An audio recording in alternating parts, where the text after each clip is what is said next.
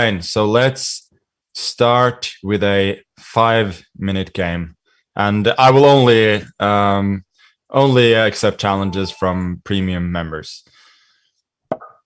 So we start off with the Swede, George Shakal. Unknown to me who that is. Anyway, we're going to play a Queen's Gambit. And I think I'm going to go for one of the A6 lines. Basically, the idea of A6 is to force white to take on D5.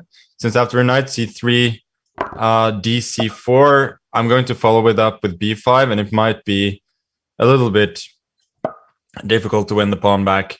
White probably needs to go A4 now, as Mr. Shakal quite correctly does. But now I'm going to lose the C4 pawn, but I have won a tempo with B4, attacking the knight on C3, and it will be forced back, presumably to B1.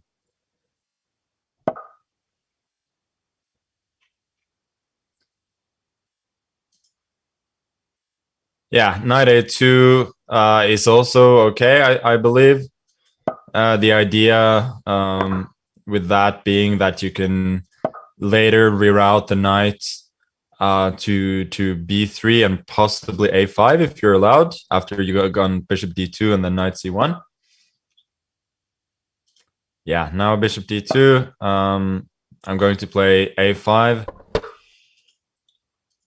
Obviously defending B4.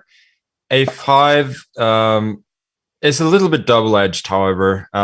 It fortifies the B4 point, but it weakens the B5 square, which is going to be relevant after I'm inevitably going to play C5 in order to challenge the pawn on D4. Queen C2, however, is not a good move.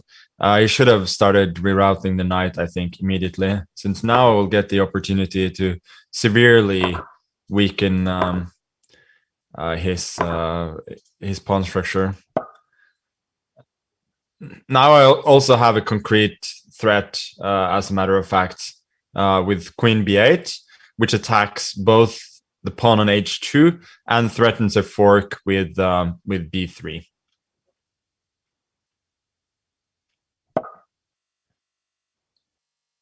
So Queen C6 is a good move, preventing that threat. But I think I'm going to play Queen B8 anyway, winning a tempo by attacking H2, and then later on I'm preparing castle.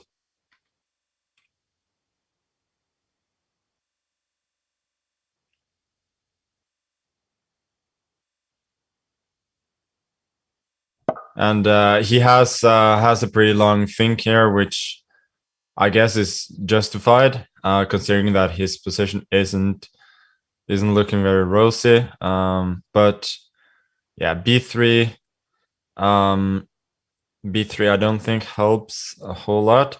So I could take on H2 here, but there would be some complications after King G2, possibly Rook H1 after castles. Would love to go Bishop H2, King G2, and then Bishop F4, but unfortunately that's not possible because of Bishop F4 and then Queen takes A8.